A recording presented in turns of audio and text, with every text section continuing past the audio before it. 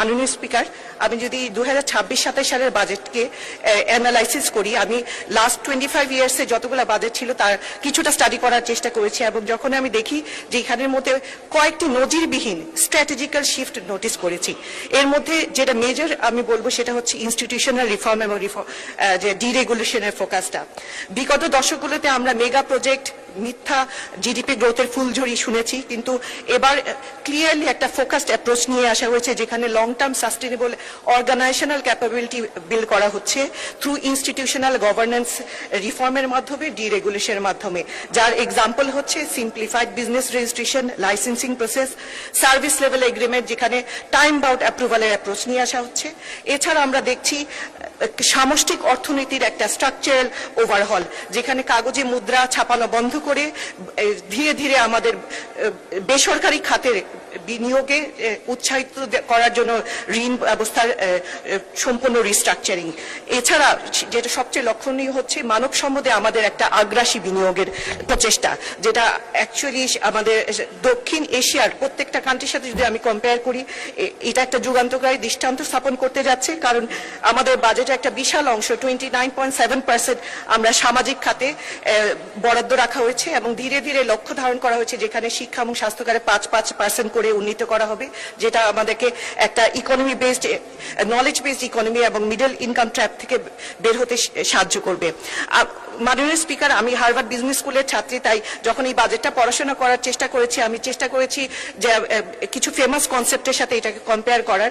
এর মধ্যে একটা যে বিজনেস স্কুলে আমাদেরকে শিক্ষা দেওয়া হতো একটা ইম্পর্টেন্ট কনসেপ্ট, সেটা হচ্ছে ইমার্জিং মার্কেটগুলো কেন ডেভেলপ যে ইকোনমিতে যেতে পারে না, কি কেন তারা ডেভেলপ করতে গিয়ে বাধার সম্মুখীন হয়। এর মধ্যে একটি ইম্পর্টেন্ট পয়েন্ট হচ্ছে যে এই ধরনের মার্কেট ইকোনমিগুলোতে ইনস্টিটিউশনাল ভয়েড কাজ করে, যেসব ইনস্টিটিউশন থাকা দরকার সেগুলো থাকে না, অথবা থাকলেও ভঙ্গুর অবস্থায় থাকে। এবং বাংলাদেশ এটার একটা বেসিক একটা মানে পারফেক্ট এক্সাম্পল, যেখানে আমরা লাস্ট 17 বছরে আমরা দেখেছি কিভাবে দেশের প্রত্যেকটা প্রতিষ্ঠানকে ধ্বংস করে দেওয়া হয়েছে। এর সলিউশন অবশ্যই এই বাজেটের মধ্যে আমি নোটিস করেছি, যেখানে আমাদের ইনস্টিটিউশনগুলো কিভাবে ক্যাপেবল করে তোলা যায় তার একটা লং টার্ম প্রপার প্ল্যানিং হয়েছে।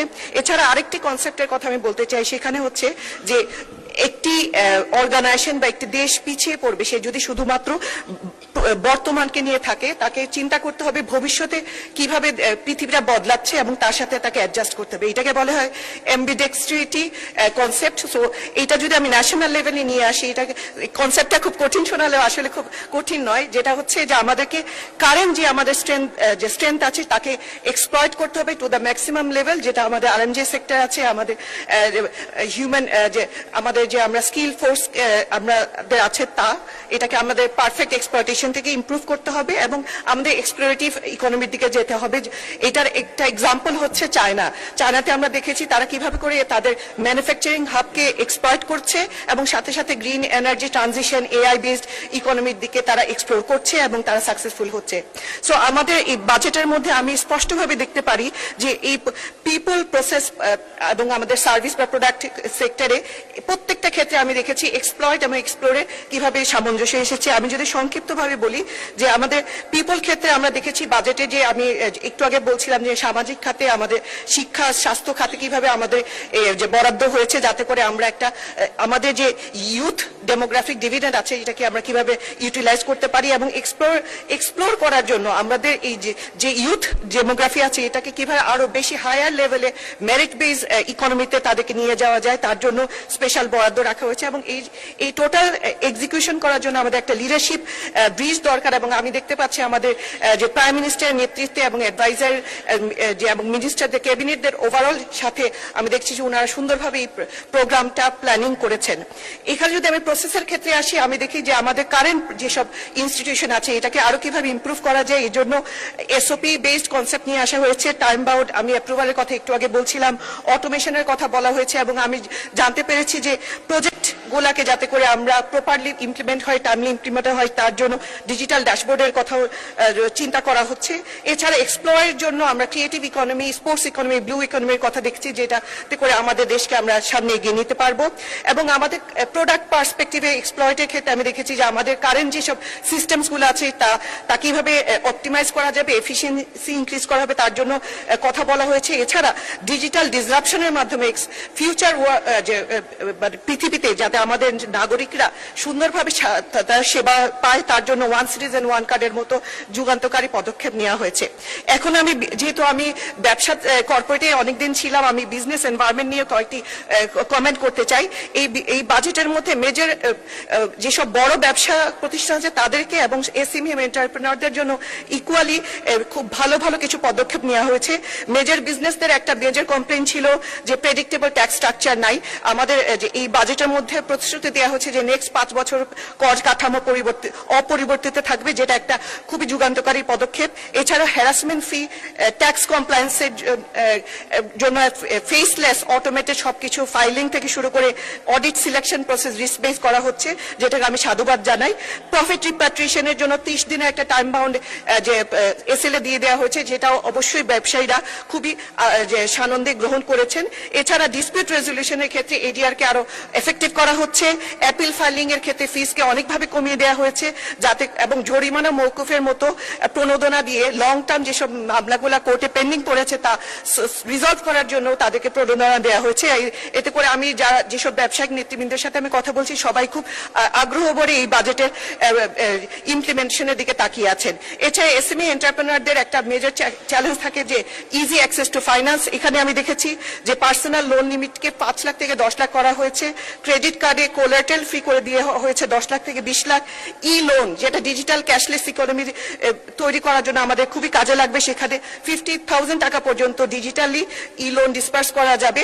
এই প্রত্যেকটা পদক্ষেপ আমাদের small cottage entrepreneur, home based মহিলা এন্টারপ্রেনার, ইউথদেরকে সাহায্য করবে।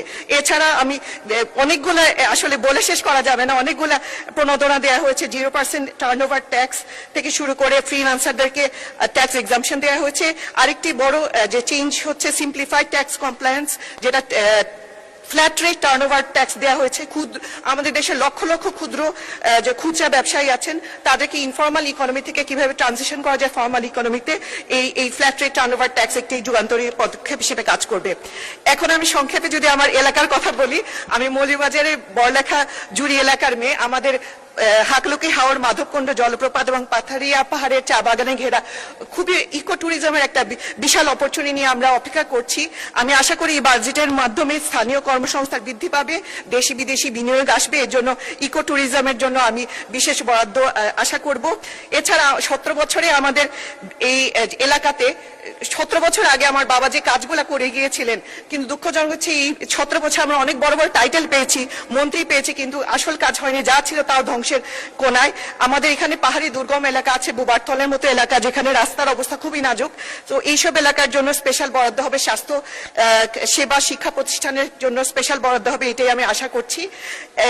এখানে একটা ছোট ফিডব্যাক আমি দিতে চাচ্ছি। মাননীয় অর্থমন্ত্রী যদি নোটিস করেন যে সাধারণ বিনিয়োগকারীদের কর রেয়াতের পার্সেন্টেজ 15 থেকে 10% করা হয়েছে এবং সর্বোচ্চ সীমা 10 লাখ থেকে 7.5 লাখ করা হয়েছে।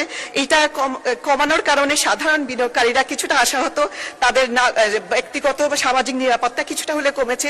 আমি আশা করব এটা বিষয়ে একটু পুনর্বিবেচনা করবেন। লাস্টলি বলতে চাই, সূরা ইউসুফের মধ্যে যে ন্যাশনাল বাজেটিং এর কনসেপ্টটা আছে, আমাদের এই বাজেটের মধ্যে আমি সম্পূর্ণ প্রতিফলন দেখেছি। এর জন্য আমি